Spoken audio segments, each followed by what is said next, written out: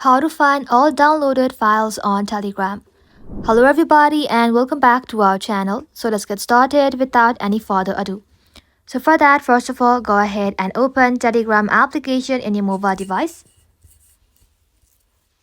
Once you open the Telegram app, you want to go ahead and sign in to your Telegram account.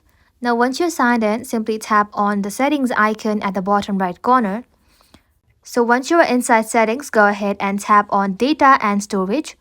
Tap onto it and then simply tap on storage usage. Now from here, scroll below again and then you'll find your chats. Now go ahead and tap on media and then you'll find all of your downloaded medias right over here. So go ahead and tap on chats again, select a chat, and then you'll find all of the saved videos and photos right over here. If you wish to clear them, simply select them and then tap on clear cache at the bottom. Well, that is simply how you can find all downloaded files on Telegram. And that ends the video, guys. Thank you all for watching the video till the very end and stay tuned until our next upload.